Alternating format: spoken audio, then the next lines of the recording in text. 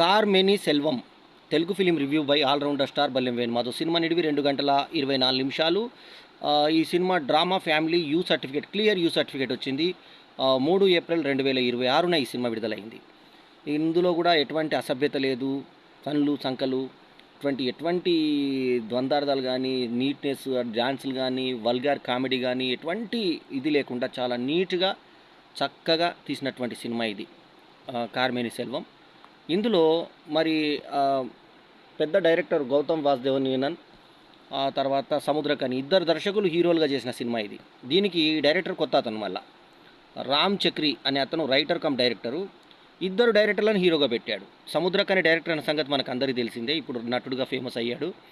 అట్లాగే ఇందులో సంపత్ పాత్ర పోషించిన గౌతమ్ మేనన్ కూడా పెద్ద డైరెక్టర్. ఏ మాయ చేసావే, చెలియ చెలియ అనే ఘర్షణ పాట వెంకటేష్ సినిమా డైరెక్టర్ ఆయనే అన్న సంగతి అందరికీ తెలిసిందే. ఇందులో సెల్వం పాత్రలో హీరోగా సముద్రకని చేశాడు. మరి ఆయన పక్కన శాంతి పాత్రలో లక్ష్మీప్రియ చంద్రమౌళి యాక్ట్ చేసింది. ఈమె చాలా ఆర్డినరీ అందంతో, సన్న పర్సనాలిటీ తోటి, పిట్ట నడుముతోటి, మామూలుగా అంటే చాలా క్యాజువల్ గృహిణి ఆకారంలో ఉంది. అయితే మన ఎంజీ అభినయ వచ్చి దేవి పాత్రలో ఇందులో అలరించింది. యాక్చువల్లీ దేవి చాలా అందగత్తే. దేవిని సముద్రకని పక్కన పెట్టవచ్చు, కానీ డైరెక్టర్ తెలియజేయట్లు ఏంటంటే రామ్ చక్రిది ఒక సంపన్న కుటుంబం చెందినటువంటి వ్యక్తి గౌతమ్ వాసుదేవ్ మీనన్. అతని ఫేస్ కూడా మామూలుగా చూడడానికి ఏదో ఉంటుంది, సూట్ బూట్ వేస్తే కొంచెం అతను డిగ్నిఫైడ్గానే కనబడతాడు నల్లగా ఉన్నా కూడా. సముద్రకని మాత్రం కార్ డ్రైవర్ అంటే ఎగ్జామ్ కార్ డ్రైవర్కు తీసిపోవద్దు అన్నట్టుగా ఉన్నాడు. ఇక గౌతమ్ మీనన్ సంపత్ పాత్రలో, దేవి పాత్రలో అభినయం ఉంటే వీళ్ళకి దుర్గమ్మ అనే ఒక కూతురు ఉంటుంది. అయితే ఈ దంపతులకి నమ్మకమైన కార్ డ్రైవరు సముద్రకని సెల్వం. ఈ కథ ఓపెనింగ్ ఎలా ఉంటుందంటే, షార్జాలో, దుబాయ్లో షేరింగ్ రూమ్లో ఉన్నటువంటి ఒక వ్యక్తి తన ఫ్రెండ్స్తో మాట్లాడుతూ ఉంటే ఆత్మకథలాగా ఈ కథ స్టార్ట్ అవుతుంది. అయితే ఈ అభినయ ఎవరైతే ఆమె ఒరిజినల్గా ఆమె డమ్ అండ్ డెఫ్ అంటారు. మరి ఆమె ఎంతో శంభో శివ శంభో లాంటి ఎన్నో సినిమాల ద్వారా మనకు ప్రఖ్యాతమైంది. సముద్రకని ఆమెను పరిచయం చేసిన సంగతి కూడా అందరికీ తెలిసింది. ఇందులో ఆమె కూడా మంచి వేషం ఇచ్చాడు. పని సినిమాలో హీరోయిన్గా మలయాళంలో ఆమె యాక్ట్ చేసిన సంగతి కూడా మనకు తెలుస్తుంది. అభినయ చాలా మంచి అందగతే, శరీర సౌష్ఠవం, చక్కటి ఫిగర్ కలిగినటువంటి ఆమె ఈ సినిమాకి ప్లస్ పాయింట్ అయింది. అట్లాగే కార్తీక్ కుమార్ వసంత్ పాత్రలో, బడవ గోపి బాలన్ పాత్రలో నటించిన ఈ సినిమాకి అరుణ్ రంగరాజులు ప్రొడ్యూసర్ కాగా, యువరాజ్ దక్షన్ అద్భుతమైన ఫోటోగ్రఫీని అందించాడు, సినిమాటోగ్రఫీని. జగన్ ఆర్వి ఎడిటింగ్ చేసినటువంటి ఈ సినిమాకి దినేష్ శ్రీనివాస్ ఇంకొక ఎడిటరు. అట్లాగే శంకర్ ఎస్ ప్రొడక్షన్ డిజైన్గా చేసినటువంటి ఈ సినిమాలో ఒక చిన్న బాలుడు కూడా ఒక విశిష్టమైన పాత్రను పోషించాడు, సెల్వం కొడుకుగా. ఈ కథ ఏంటంటే, ఒక యజమాని భార్య దేవి, సంపత్ ఒక భార్యాభర్తలు, ఒక పెద్ద పారిశ్రామికవేత్త అతను. సో అతనికి భార్యకి ఒకసారి పెద్ద పని మీద అతను ఫారెన్ వెళ్తుంటే, ఫారెన్కి టికెట్లు వేసుకొని కూరగాయల లిస్టు చెప్పి కావాలని లేట్ చేస్తూ ఆయన ఎంట పోవాలని చెప్పి ప్రయత్నిస్తుంది దేవి. అయితే సముద్రకని ఆమె ఎంత అంటే అంత ఒక స్వామి భక్తుడు లాగా అనమాట. అంటే యజమానురాల పట్ల ఒక భక్తి విధేయత, ఒక ఫ్యామిలీ మెంబర్ లాగా కలిసిపోతాడు అతను. సో అటువంటి పరిస్థితుల్లో ఆమెని తీసుకెళ్ళడానికి ఇష్టపడని గౌతమ్ వాసుదేవ్ మీనన్ అంటాడు, కూతురు దుర్గమ్మ కానీ భార్య దేవి కానీ వద్దు, నేను ఒక్కనే వెళ్తానని చెప్పి టికెట్లు తీసుకున్నా కూడా రిజెక్ట్ చేస్తాడు. బాగా సంపూర్ణ కుటుంబం కాబట్టి ఆ టికెట్ల గురించి పట్టించుకోరనేది లాజిక్, అట్లా తప్పేం లేదు. సముద్రకనితోటి వెనక్కి వచ్చేస్తుంది ఈమె, మళ్ళీ కూరగాయలు కొనుక్కొని, బెండకాయలు, ఉల్లిపాయలు అంటూ లిస్ట్ ఇస్తుంది. ఆ లిస్ట్ ప్రకారంగా కొనుక్కొని వెళ్ళినారో లేదో మనం చూపించి అర్థం చేసుకోవాలి మనం, టు బి అండర్స్టూడ్. ఆ తర్వాత వీళ్ళు ఫారెన్కి వెళ్ళిపోతారు వేరే పని మీద. ఎందుకు, ఆమె హెల్త్ బాగాలేదు, నన్ను నెత్తినొస్తుందంటే ఆపరేషన్ కోసం ఫారెన్కి వెళ్దామని చెప్పి వాళ్ళు వెళ్తా, కారు అప్పచెప్పి వెళ్తారు ఇతనికి. ఇక్కడే ఇతనికి అంతకుముందు ఒక భార్యను పరిచయం చేస్తారు ఈయనకి. భార్య ఎవరు, ఆమె పేరు శాంతి. ఇందాకే చెప్పినాడు లక్ష్మీప్రియ చంద్రమౌళి. అద్భుతమైన పర్ఫార్మెన్స్ కనిపించింది. తర్వాత ఆమె ఇందాకే చెప్పినట్టుగా మధ్యతరగతి జీవితంలో ఉండేటువంటి వ్యక్తి, మహిళ ఎలా ఉంటుంది సన్నగా, అలా ప్రతీకలాగా ఆమె కనబడింది. అట్లాగే మంచి బాగా డబ్బులున్న ఆమెలాగా అభినయ కనబడింది. ఈ డబ్బులున్న వాళ్ళకి, డబ్బు లేని వాళ్ళకి కనబడేటువంటి ఆ ఫేస్ డిఫరెన్స్ కూడా డైరెక్టర్ చక్కగా మెయింటైన్ చేయగలిగాడు రామ్ చక్రి. సరే, అయితే ఫారెన్ వెళ్ళిపోయారు కదా. ఇక అంతకుముందు ఏమిటంటే గల్లాపెట్టె పెట్టి వీళ్ళు ఒక ఇల్లు కట్టుకోవడం కోసము ఒక గల్లాపెట్టెని ఇది జమ చేసుకోవడానికి అని చెప్పి కార్ డ్రైవర్ భార్య పెడతా ఉంటుంది. టిప్పులు ఎప్పుడన్నా ఇచ్చినా కూడా సముద్రకని సెల్వం వద్దంటూ ఉంటాడు యజమాని దగ్గర, తీసుకోడు ఎక్స్ట్రా డబ్బులు ఇస్తుంటే. సో ఇలాంటి పరిస్థితుల్లో వాళ్ళు ఫారెన్ వెళ్తా ఉంటే ఒక డబ్బు ఇచ్చిపోతే, అంతకుముందు ఇతను బావమరిది, ఇతను ఒక వీళ్ళ యొక్క చెల్లెలి భర్త ఇంటికి వెళ్తారు. ఇంటికి వెళ్ళిన తర్వాత వాళ్ళు ఫంక్షన్ జరుగుతుంది, పెద్ద మనిషి అవుతుంది పిల్ల. ఆ ఫంక్షన్కి వెళ్ళినప్పుడు మేనమామ ఏం పెట్టాడు అనే దాన్ని చూస్తూ ఉంటే ఈయన 5,000 జమ చేసిన అని భార్య చెప్తే, 5,000 ఎందుకు, 2,000 చాలు అని చెప్పి చెప్తాడు. ఇది సగ్గటు మా మధ్యతరగతి ప్రజలు ఇలాగే చెప్పుకుంటారు. భార్యది పెడతామంటుంది, భర్త వద్దంటాడు.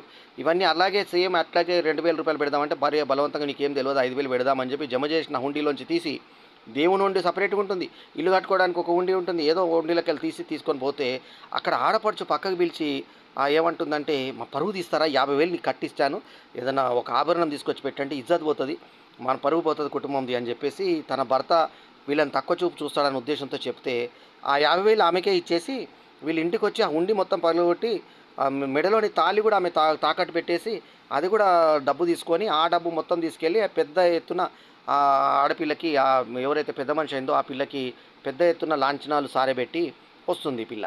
వచ్చిన తర్వాత ఇంటికి వచ్చిన తర్వాత తాలిబట్టు కూడా తీసేసామని చెప్పి భర్త బాధపడతాడు. సరే ఇల్లు కట్టుకోవాలంటే పిల్లాడు స్కూల్ బుక్లో ఒక చిన్న చెట్టు మీద కట్టుకునేటువంటి ఇల్లు చూపిస్తే అక్కడ సముద్రం తీరంలో జాగా ఉంటుంది, ఆ జాగాలో కట్టుకుందామని చెప్పి వీళ్ళు సొంత డబ్బుతో కట్టుకుంటారు. కట్టుకొని అక్కడ గడుపుతుంటారు, పక్కకు చిన్న ఇల్లు ఉంటుంది, ఆ ఇంట్లో ఉంటుంటారు. ఇక్కడ రాత్రిపూట షార్ట్స్ చూపించినప్పుడు వెనకాల సాధారణంగా ఇది వీళ్ళు ఉన్నది ఏంటంటే ఒక నదీ ప్రాంతం, పరివాహక ప్రాంతం టైపు ప్రాంతం, అంటే మూసీ టైప్ ప్రాంతంలో ఒక చిన్న ఇల్లు కట్టుకున్నట్టుగా వీళ్ళని చూపిస్తారు. దాని దూరమైన ఒక చెట్టు, ఆ చెట్టు దగ్గర అది ఉన్నట్టు మంచిగా మనకి ఎస్టాబ్లిష్ చేస్తారు. ఇంటికి దగ్గరలోనే పర్లాంగ్ దూరంలోనే ఉంటుంది అది కూడా. ఆ చెట్టు ట్రీ మీద ఒకటి కట్టుకున్న చెట్టు. అది యజమాని సడన్గా వచ్చి భార్యతో వచ్చేసి వస్తే మన బంధువులకైతే చెప్పేలాలి కానీ మన సెల్వం ఇంటికి చెప్పి వెళ్ళడానికి ఏముంది అని చెప్పి వాళ్ళు ఆత్మీయంగా రావడం ఎంతో, అంటే వారి ఇద్దరు కుటుంబాల మధ్య ఉన్నటువంటి ఇంటిమస్ చూపించడానికి వేసిన సీన్. అయితే చీకట్లో ఫోకస్ చేసినప్పుడు అటువంటి నీళ్లు మరుగుల్లో ఉన్నప్పుడు మరుగుదొడ్డికి వెళ్ళడానికి కానీ ఉంటలు వేయడానికి కానీ జనరల్లీ జనాలు తిరుగుతూ ఉంటారు. ఆ షాట్ సినిమాటోగ్రఫీని ఎందుకు మెచ్చుకున్నానంటే బాగా, ఈ షాట్ వెనక పాసింగ్ షాట్లో ఎవరో వ్యక్తి యువరాజు దక్షను చాలా నీట్గా వెనక నుంచి ఎవరో పాసింగ్ షాట్ నీళ్ళలోకి వెళ్తున్నట్టుగా చూపించారు మనకి లాస్ట్లో. అంటే జనరల్లీ ఫీల్డ్ అని అరుస్తూ అందరినీ క్లియర్ చేస్తుంటారు కదా సహజంగా. ఇంకా 2-3 సన్నివేశాల్లో కూడా జనాలు ఆ నీళ్ళకు వస్తుంటారు, బయటకు పోతుంటారు. వాళ్ళు జూనియర్ ఆర్టిస్టులు కాదు, చాలా సహజంగా అక్కడ జరుగుతున్న సన్నివేశాలని చూపించినట్టుగా అనిపించింది.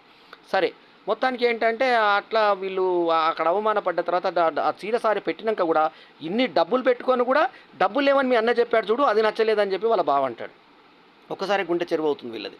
అయిపోయిన తర్వాత ఇంకా సరే ఈ యజమాని ఊరికి వెళ్ళిపోయాడు కదా, కారు ఇచ్చాడు. ఏం చేద్దామంటే ఒక పని చేద్దాము, దీన్ని టాక్సీగా మార్చేద్దామని చెప్పి టీఎన్ అని చెప్పి తమిళనాడులో ఉన్నది కాబట్టి కదా, టీఎన్ అనే ట్యాక్సీ ఎల్లో ప్లేట్ పెట్టుకొని ఇక అతను తిరుగుతూ ఉంటాడు, యజమానికి తెలియదు అన్న ఉద్దేశంతో.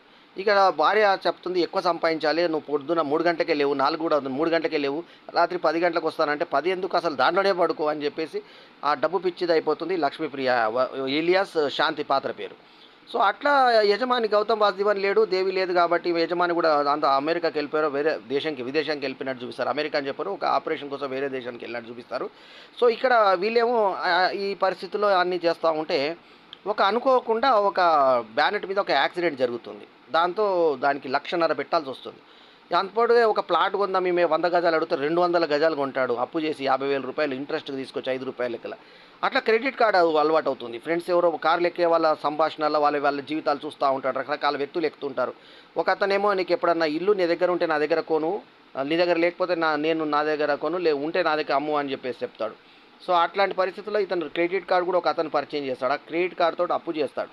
అప్పు చేసిన తర్వాత మధ్యతరగతి జీవితంలో ఎట్లా ఉంటుంది, ప్లాట్ కొనడానికి వెళ్ళినప్పుడు బిర్యానీ ఫ్రీ అంటారు. 200 గజాలు కొన్న వాళ్ళకేమో ఒక పట్టు చీర ఫ్రీ అంటే భార్యకు పట్టు చీర ఇస్తానంటే ఆమె అలగడము, వర్షంలో వాళ్ళని వదిలిపెట్టడం. తర్వాత ఎప్పుడు షేరింగ్ కారులో ఇతను వెళ్తూ ఉంటే తండ్రి దొరుకుతలేడంటే మీ ముందు వెళ్తాను కానీ ఎక్కించుకునే పరిస్థితి లేదంటే ఇతను కొడుకు కస్టమర్ లాగా క్యాబ్ బుక్ చేయడము. అక్కడ ఒక ప్రేమిక జంట వెనుకకు ముందుకు పబ్లిక్ ఎక్కువైనప్పుడు ఒకరినొకరు తోసుకుంటూ కూర్చోవడము, డార్లింగ్ అంటూ వాళ్ళిద్దరు మాట్లాడుకోవడము. ఆమె ఎక్కిన తర్వాత వాళ్ళ భార్య భర్తలు అంట అని చెప్పి ఎక్కడ దిగుతారంటే మీరు దింపేసి ఇక్కడ దిగిపోతాం అంటూ ఆ డైలాగ్ డెలివరీ అదంతా బాగుంది. సముద్రకని నటన ఈ సినిమాకి పరాకాష్ట. తర్వాత గౌతమ్ వాసుదేవన్ ఉందా నటన, అట్లాగే దేవిగా మరి అభినయ కూడా మంచి పర్ఫార్మెన్స్ చూపించింది. అట్లాగే లక్ష్మీప్రియ చంద్రమౌళి అయితే ఇంకా సహజంగా పాత్రలో జీవించింది శాంతిగా. ఇక ఒక అతను అంటాడు డబ్బులు ఉండడం కాదు, డబ్బులున్న వాళ్ళగా జీవించాలి మనము అని అంటే సరే అని చెప్పి హోటల్కి తీసుకెళ్తాడు, స్టార్ హోటల్కి.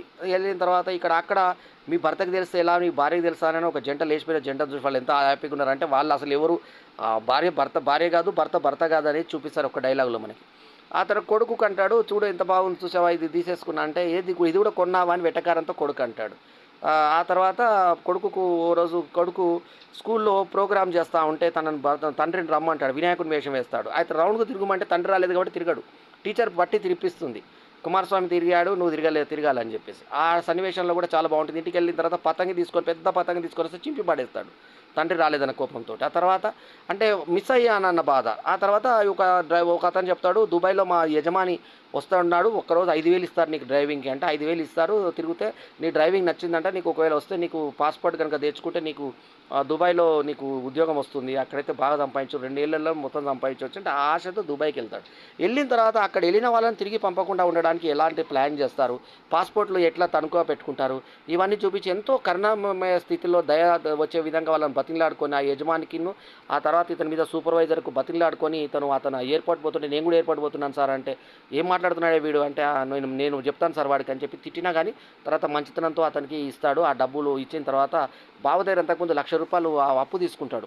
ఆ అప్పు తీసుకెళ్ళి ఇచ్చేస్తాడు అతనికి. అతను అంతకుముందు నువ్వు ఇచ్చే ముఖమేనా అన్న వ్యక్తిని తీసుకెళ్ళి దండం పెడతాడు అతను.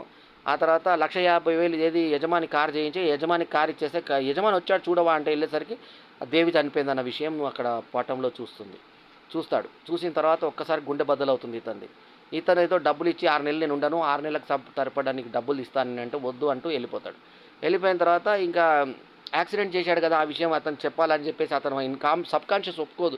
మనసు అంతరాత్మ ఒప్పుకోక సరే చెప్దామని చెప్పేసి చెప్పే లోపల నాకు తెలుసు కొందరు ఫోన్ చేశారు ఈ నెంబర్తో తిరుగుతున్నాడని, నేనే మా డ్రైవరే తిరగని అని అన్నాను, ఏం కాదు అది కూడా నీ గిఫ్ట్గా ఉంచి, ఇది నా దేవి కోరిక అని చెప్పేసి కారు కూడా అతనికి ఇచ్చేస్తాడు.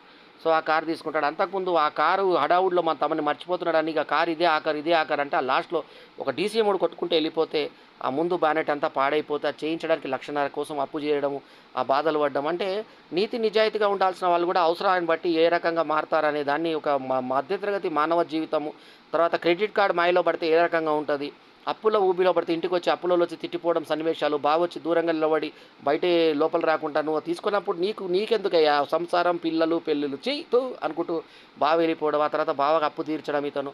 ఇవన్నీ కూడా మధ్యతరగతి జీవితంలో ఏ రకంగా ఉంటుంది. చెట్టు మీద ఒక చిన్న ఇల్లు కట్టుకోవడం కట్టెతోటి, దానికి తలుపులు ఉండవు, అప్పుడప్పుడు అక్కడ విహారం లాగుంటే ఎవరైనా రావచ్చు, ఈ ఇల్లు అందరిది అని చెప్పడము, సముద్రకాని నటన, తర్వాత డైలాగ్స్ రాసుకున్నటువంటి రామ్చక్రి ప్రతిభ అంతా కనబడి, ఇందాక చెప్పినట్టుగా లక్ష్మీప్రియ చంద్రమౌళి, గౌతమ్ మీనన్, సముద్రకని ఏమో సెల్వంగా, గౌతమ్ మీనన్ ఏమో సంపత్గా, లక్ష్మీప్రియ చంద్రమౌళి ఏమో శాంతిగా, ఎంజీ అభినయన్ ఏమో దేవిగా, తర్వాత దుర్గమ్మ పాత్రలో ఇంకొక కొత్త నటి చిన్న పాప, తర్వాత బాబుగా ఇంకో పిల్లాడు, ఆ తర్వాత కార్తిక్ కుమార్ ఏమో వసంత్గా, తర్వాత బాలన్గానేమో బడవగోపి నటించినటువంటి ఈ సినిమా మధ్యతరగతి జీవితాలకు ప్రతిబింబం. ఆశలు, ఆశయాలు, తర్వాత క్రెడిట్ కార్డు మాయలో ఏ రకంగా పడిపోతారు, తర్వాత గల్లాలు పెట్టుకొని ఏ రకంగా హుండీ కోసం చేస్తారండి. లాస్ట్కి తను దుబాయ్ నుంచి వచ్చిన తర్వాత భార్య విమానం కోసం ఒక హుండీ పెట్టుకోవడం గమనిస్తాడు. ఆమె ఇడ్లీలు అమ్మి ఇతనికి సాయంగా ఉండేటువంటి ప్రయత్నం, ఆ తర్వాత ఫైనాన్స్ ఇచ్చిన వాళ్ళు ఇతని వెతుకుతో ఇడ్లీ బండి దగ్గరికి వస్తే మాకు తెలియదని చెప్పడం, ఇంటికి వస్తే ఎవరైనా అప్పులను బయటకు పంపించే ప్రయత్నం. నిజంగా అప్పులు చేసిన వాళ్ళ వ్యక్తుల జీవితం ఎలా ఉంటుందో వాళ్ళందరూ కూడా తమ జీవితాన్ని అలా చూసుకుంటారు, ప్రతిబింబిస్తుంది అనమాట. అయితే కొడుకు ప్రేమ ఎలాగా ఉంటుంది, ఆ కూతురు దుర్గమ్మ అంటే తల్లి చనిపోయిన తర్వాత ఆమె బాధ ఏ రకంగా ఉంటుంది, తర్వాత యజమాని తర్వాత కార్ డ్రైవర్ మధ్యలో సంబంధం ఎలా ఉంటుంది, క్యాబ్లో ఉన్నప్పుడు 2-3 కుర్రాలు ఆకతాయిగా వాళ్ళు ఎక్కేసి సిగ్నల్ దగ్గర 1, 2, 3 అని లెక్క పెట్టి దుంకేసి పారిపోతారు.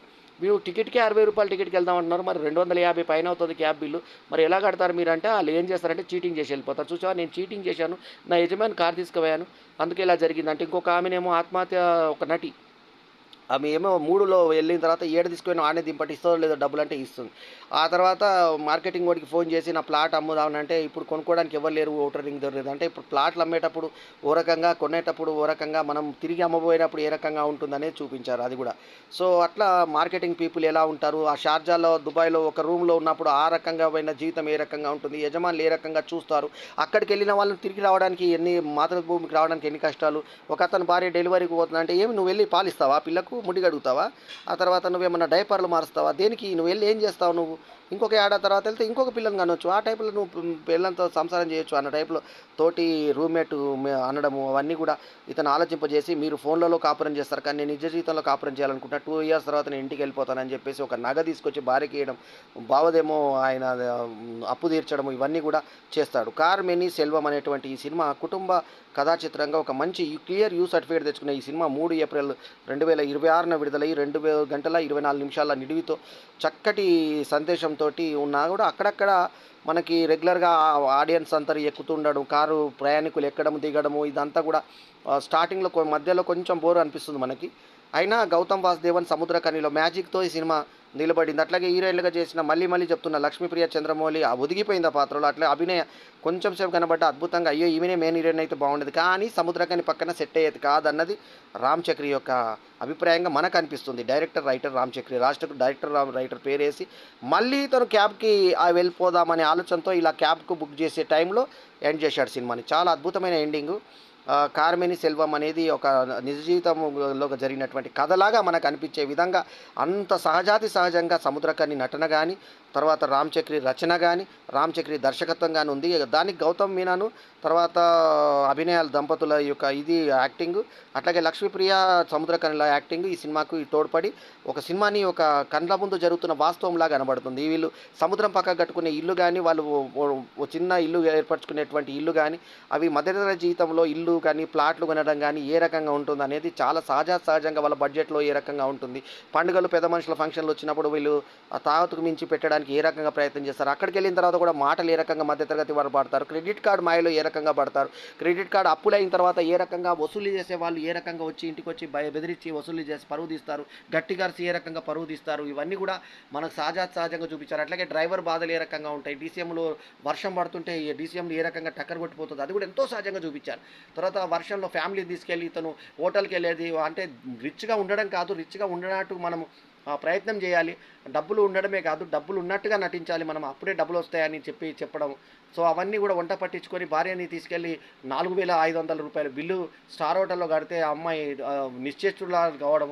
సో నువ్వు డబ్బు పిచ్చిలో పడిపోయావు, అప్పులు చేస్తున్నావు అని చెప్పి భార్య అలగడం, అదంతా కూడా సహజంగా శాంతి పాత్రలో ఆమె అభినయించిన తీరు మనకు ముచ్చటేస్తుంది. ఎందుకంటే ఆ పాత్ర సీనియర్ నటి కాకుండా లక్ష్మీప్రియ చంద్రమౌళి లాంటి కొత్త ఈమె ఇప్పుడు ఎదుగుతున్న ఆర్టిస్ట్ని పెట్టుకోవడం కూడా సాహసం అనిపించింది. కానీ చాలా బాగా చేయించాడు రామ్ చక్రి.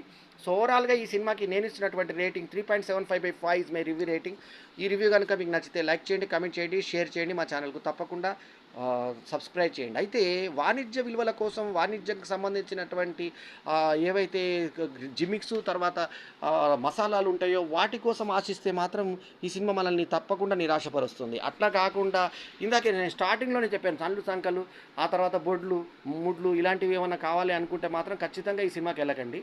ఈ సినిమాకి ఎప్పుడు వెళ్ళాలంటే ఒక మానవత్వం కోణంలో ఉన్నటువంటి ఒక మానవీయ కోణంలోని ఒక మంచి కథని, ఒక గుండె తడి చేసేటువంటి ఒక కథనాన్ని, తర్వాత మధ్యతరగతి జీవితాల వాస్తవ దృక్పథాన్ని ఒక ఫలకంలాగా ఒక అద్దంలాగా మనకు ప్రతిస్ఫుటించేటువంటి ఒక అద్భుతమైనటువంటి సినిమాని, ఒక కథను కథగా చూడాలనుకుంటే ఒక కార్ డ్రైవర్ కథ ఏంటి, అతను కొడుకు కోసం ఏ రకంగా బాధపడ్డాడు, ఒక భార్యను కోల్పోయి ఒక భర్త ఎంత బాధపడ్డాడు ఆ యజమాని రూపంలోను, తర్వాత ఆ కార్కిను యజమానికిను ఆ కార్ డ్రైవర్కి వాళ్ళ కుటుంబంతో ఉన్నటువంటి అనుబంధం ఎంత బ్యూటిఫుల్గా ఉంటుంది అనేది సహజమైనటువంటి సముద్రకని నటన కానీ, అట్లాగే యజమానిగా వాసుదేవ్ మీనన్ పర్ఫార్మెన్స్ కానీ, ఇందాకే చెప్పినట్టుగా అభినయ అండ్ ఈ చంద్రమౌళిల నటన, ఈ లేడీ చంద్రమౌళి ఎవరైతే ఉన్నారో ఆమె నటన కానీ మనను ఆకట్టుకునే విధంగా సాగి మొత్తం మార్కులు మొత్తము తీసేస్తుంది. మొత్తం ఈ క్యారెక్టర్ ఎవరి మీద ఎక్కువ వచ్చిందంటే మనకు సముద్రకని ఫస్ట్ వస్తాడు, లక్ష్మీప్రియ చంద్రమౌళి సెకండ్ వస్తుంది, అభినయ థర్డ్ వస్తుంది, గౌతమ్ మీనన్ ఫోర్త్ వస్తాడు,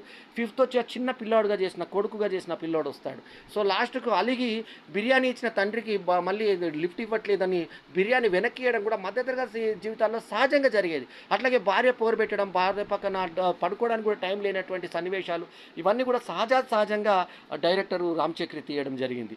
సో తమిళ్లో రిలీజ్ అయినటువంటి ఈ సినిమా 'కార్మేని సెల్వం'ని అదే టైటిల్తో ఇక్కడ రిలీజ్ చేయడంతో నోరు తిరగక 'కార్మేని సెల్వం' ఏంటి అని ఎవరికి అర్థం కాక, ఈ పబ్లిసిటీ కూడా సరైన పబ్లిసిటీ లేక సినిమా అక్కడక్కడ తడబడిన బుక్ మై షో లాంటి దాంట్లో మాత్రం ఫస్ట్ ప్రిఫరెన్స్ ఈ సినిమాకే ఇవ్వడం మాత్రం బాగా అనిపించింది నాకు. చిన్న సినిమాల్ని ముఖ్యంగా బడ్జెట్ లేకుండా లో బడ్జెట్లో ఒక మంచి కథనాలు ఉన్న సినిమాని ఏ రకంగా తీస్తారు అనే దానికి ఉదాహరణగా నిలిచినటువంటి సినిమా 'కార్మేని సెల్వం'. సో ఈ సినిమాకి ఇందాకే నేను చెప్పినట్టుగా రేటింగ్ మరోసారి చెప్పుకుందాం. 3.75/5 ఈజ్ మై రివ్యూ రేటింగ్. ఈ రివ్యూ కనుక మీకు నచ్చితే లైక్ చేయండి, కమెంట్ చేయండి, షేర్ చేయండి, మా ఛానల్కు తప్పకుండా సబ్స్క్రైబ్ చేయండి. ఎల్లప్పుడూ మీ ఆదరాభిమానాలు ఆశించే మీ ఆల్రౌండర్ స్టార్ బల్లెం వేణుమాధవ్. నమస్తే, జై హింద్.